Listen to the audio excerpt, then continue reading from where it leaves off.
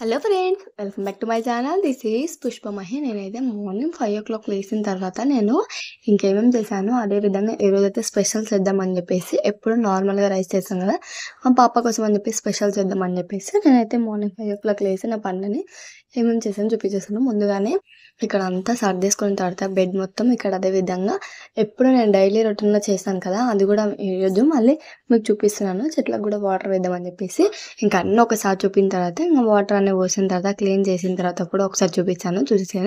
అదేవిధంగా నేను కొత్తిమీర మెంతులు కూడా పెట్టాను. ఎవరైనా చూడని వాళ్ళు ఉంటే తప్పకుండా చూడండి. అదేవిధంగా మొత్తం క్లీన్ చేసిన తర్వాత ఇంకా అంత బెడ్స్ మొత్తం సర్దేశాను. స్టవ్ కూడా క్లీన్ చేసేసుకుంటున్నాను.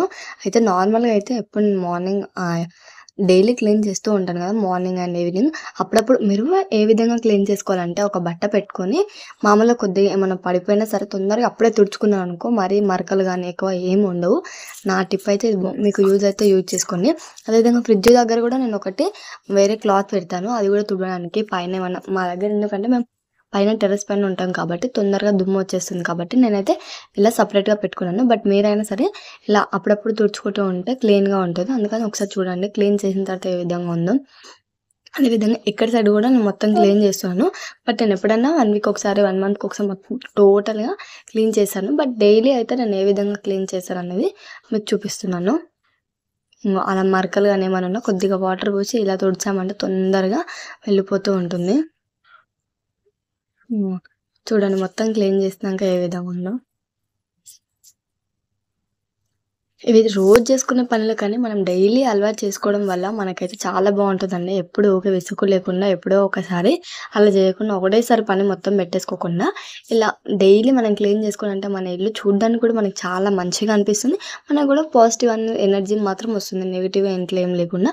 అందుకని చెప్పేసి ఇక్కడ మొత్తం నేనైతే క్లీన్ చేసుకుంటూ ఉన్నాను.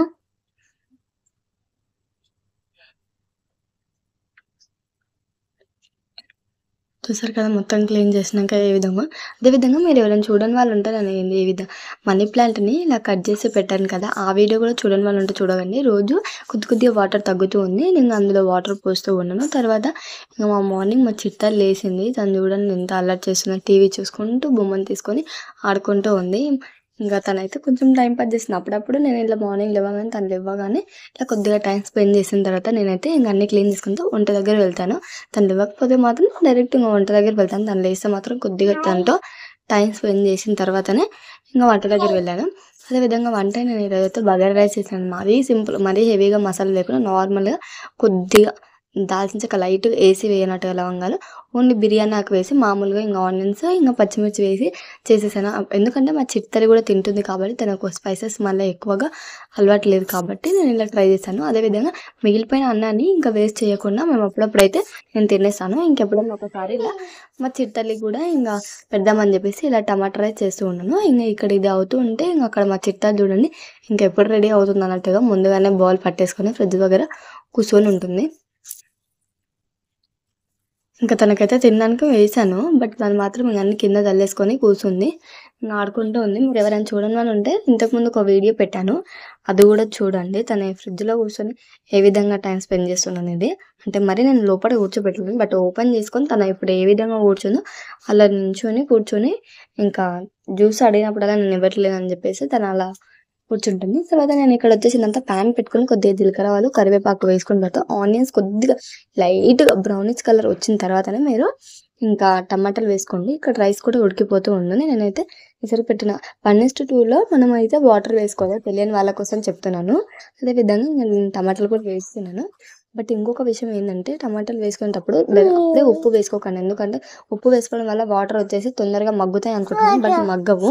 అందుకని చెప్పేసి నేనైతే కొద్దిగా మగ్గిన తర్వాత ఉప్పు వేసుకుందామని ఆగాను. సాల్ట్ వేసుకున్న తర్వాత మగ్గిన తర్వాత కొద్దిగా మా మమ్మీకి సరిపోయేటట్టుగా కారం 1/2 tablespoon వేసుకొని వాటిని కూడా కొద్దిగా మంచిగా కలుపుకొని కొద్దిగా కారం అనేది నూనెలో మగ్గేదాకా ఇంకా స్మెల్ పోయేదాకా నేను కొద్దిగా మగ్గించుకున్నాను. అదేవిధంగా ముందుగానే రైస్ ఇలా ఇంకా మొత్తం కలిపేసుకున్న తర్వాత ఇందులో మిక్స్ చేసుకుని ఒకసారి మొత్తాన్ని రైస్ అనేది కలిపేసుకున్న వరకు ఇక్కడ రైస్ కూడా ఇంకా అయిపోయింది.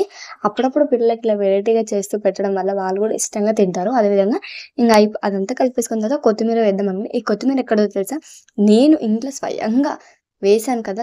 వచ్చిన కొత్తిమీర ఎంత హ్యాపీగా ఉందంటే, అసలు మనం వేసుకున్న వాటితో మనం యూజ్ చేసుకున్నప్పుడు ఎంత బావుందంటే, నాకైతే చాలా హ్యాపీగా అనిపించింది.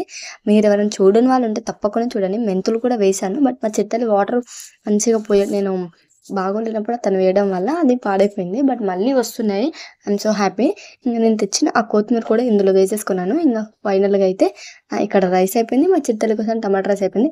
నాకైతే చాలా హ్యాపీగా ఉందండి. అదేవిధంగా ఇక్కడ మిగిలిపోయిన ఇవి ఉంటాయి కదా!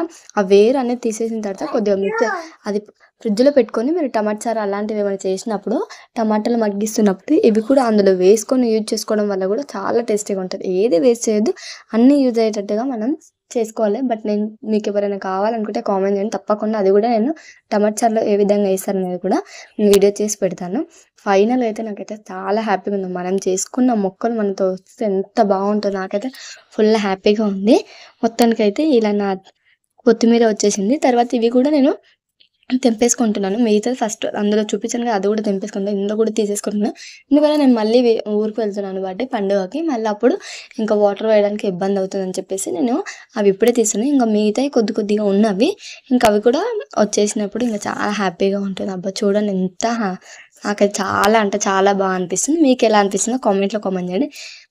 అదే విధంగా మీకింకా ఏమైనా పెట్టాలి, ఇంట్లోనే మనం పెంచుకోవాలనుకుంటే మాత్రం కామెంట్ జేయండి. తప్పకుండా నేను అవి ఏసి ఏ విధంగా ఉంటాయనేది కూడా నేను ట్రై చేశాను. ఇంకా అదే విధంగా పుదీనా గూడా నేను ట్రై చేద్దాం అనుకున్నాను. బట్ ఊరికెళ్ళొచ్చిన తర్వాత పుదీనా గూడా ట్రై చేశాను పక్కా.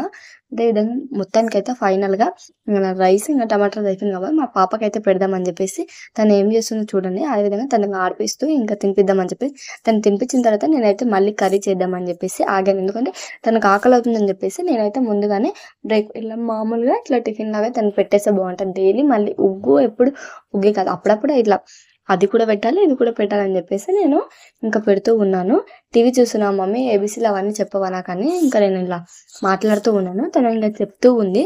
సరే అని చెప్పేసి తనకింక ఇలా టమాటా రైస్ అయితే యేసుకొని సింపుల్‌గా మీరు ఎక్కువ మరీ హెవీగా అందులో గూడా చాలామంది బిర్యానీ ఆకు, దాల్చిన చెక్క, లవంగా అలాంటివి కూడా వేసుకోవచ్చు. బట్ మా చిత్తలు తింటుందని జెప్పేసి నేను స్పైసెస్ అనేది ఎక్కువగా యూజ్ చేయలేను. మామూలుగా గూడా తను టేస్టీగా ఇలా తింటూ ఉంటుంది. ఎంత బాగా క్యూట్‌గా తింటుందో చూడండి. అందుకని జెప్పేసి ఇలాంటివి అప్పుడప్పుడు చిన్న పిల్లలు ట్రై చేయడం వల్ల వాళ్ళు కూడా హ్యాపీగా తింటారు. మీకెలా అనిపించిందో నా సింపుల్ టమాటా రైస్ కామెంట్‌లో కామెంట్ జేయండి. హాయ్ చెప్పు మమ్మీ అని జెప్పేసి హాయ్ చెప్పేస్తుంది. ఇంక మొత్తానికైతే తనైతే కింద మీద పడేసుకుంటూ నేను చిన్న బౌలేస్తే తనేం జేస్తుందంటే మొత్తం కిందేసుకోదు. ఎందుకంటే పెద్ద ప్లేట్‌లో తనకిస్తే తనే తింటుంది. కిందేసుకున్నా, మీదేసుకున్నా తనే తింటుంది. మనం పెడితే అస్సలు తినదు.